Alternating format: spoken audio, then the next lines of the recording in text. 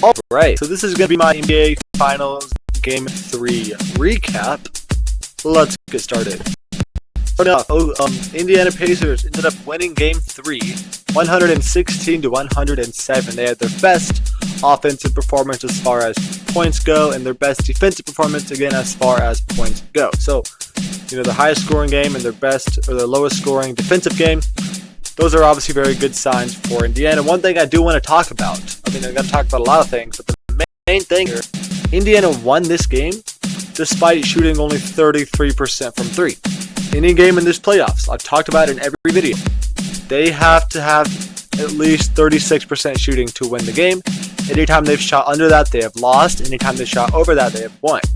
But they shot under 36% by 3% in this game, and they still ended up winning. That's a very good sign. I know that's kind of an arbitrary stat, doesn't really mean much. It's more of superstition, but again, being able to win by only shooting 33% from 3 is a very good sign, especially considering OKC shot 45% from 3. They got significantly outshot at the 3-point line, and they still ended up winning this game by 9 points. Overall, from the field, they did shoot 51% compared to OKC's 46%. That definitely makes a big difference. As well as their percentage, they shot 10% better there as well. So, they did definitely outshoot OKC overall, but 3-point shot they got very much outperformed, which is still a very good sign that Indiana was able to win.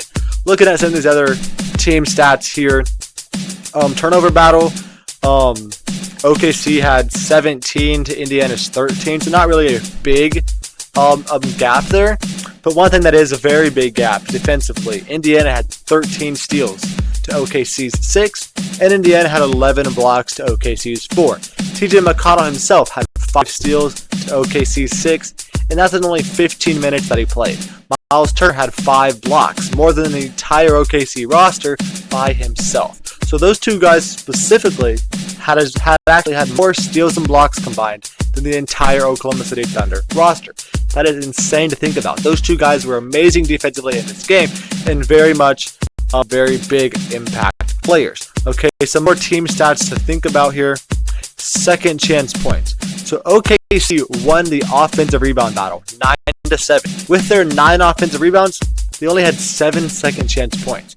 Indiana had 13 second chance points and only 7 offensive rebounds. So on 2 less rebounds, they had almost double the amount of points. Okay, a plus 6 in the second chance points makes a very big difference in a 9-point game, right? So OKC needs to be able to capitalize on those second chances that they're getting, right? That's something they've been kind of lacking, right? They've been in game 1, right? OKC won the turnover battle by a lot, but they were not scoring off those turnovers. In this game, they win the rebound battle. They win the offensive rebound battle, but they're not capitalized on those opportunities. They really need to capitalize on their second chance points and their turnovers that they're forcing if they want a chance to win this series. Okay, moving on to our individual stats here. Shea had only 24 points, which is still solid, but he was under 50% shooting. But again, he was 9 for 20, which isn't horrible. So I'm not really going to put the blame here on Shea Gilgeous-Alexander. More so their bench scoring. They had guys like Jalen Williams, who was really good this game.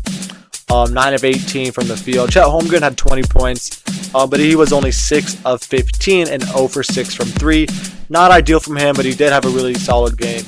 Otherwise, but their bench scoring, pretty much non-existent.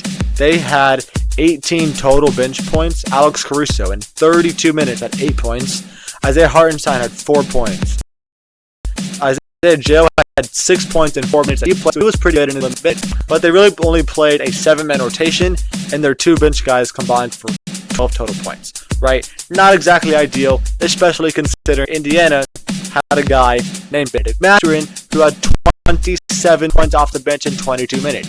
He outscored the entire Oklahoma City Thunder, or he outscored everybody on the entire Thunder roster off the bench. Right? He outscored all of their bench players from OKC combined. Right? 27 points in 22 minutes is amazing numbers. Right? He was 9 or 12 shooting, and 2 3 from 3 as well. So very, very efficient in that as well. And I already talked about how effective Miles Turner and Jim McConnell were defensively. offensively, those guys were not really contributing too much. They did not shoot very good. So going forward with both of these teams, Indiana is definitely in the better spot. They're up 2-1 with Game 4 to play at home. They're very much in a better spot than OKC, because if they end up winning Game 4, I do not see them losing and blowing a 3-1 lead. Okay, one thing to note is that neither of these teams have lost 2 games in a row the entire postseason. So if that does continue, that would mean that Indiana is going to win this game in 7. Basically, they're going to go back and forth every game, and then Indiana wins in 7. Now, I don't necessarily think that is going to happen. I don't think they're going to go back and forth every single game, because again, that's just too it's kind of just too crazy of a stat for it to keep happening throughout this series.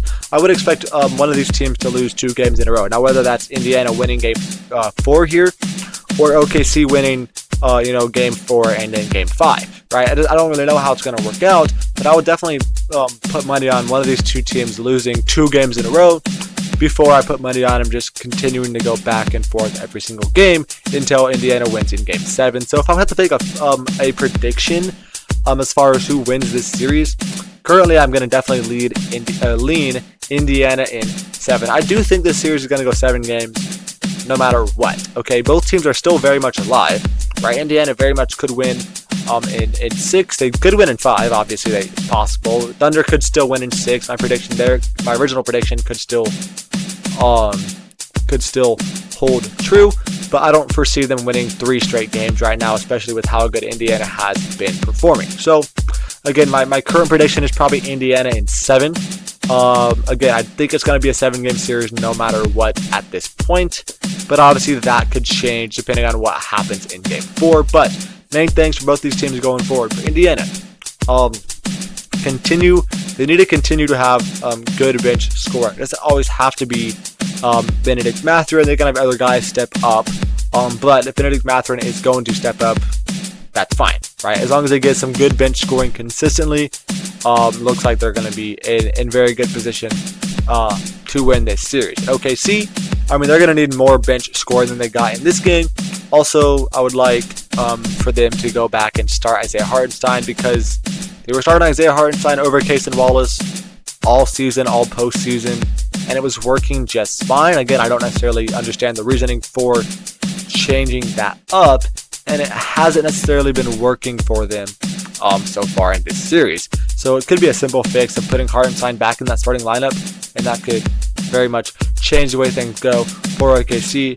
But aside from that, they definitely need to capitalize on both their turnovers, right, that they force, and their second chance points, because those have been some big issues for them so far, is not capitalizing on those extra opportunities that they are getting, and then not capitalizing on their turnovers. Again, this game, they only had 14 points off of 17 turnovers, right? That's not great, especially considering Indiana had 21 points off of 13 turnovers. So not a great ratio for OKC. Better ratio for Indiana. But that's going to be it for the video. Thank you for watching. Make sure to check back after the next game for an updated Game 4 recap. And goodbye.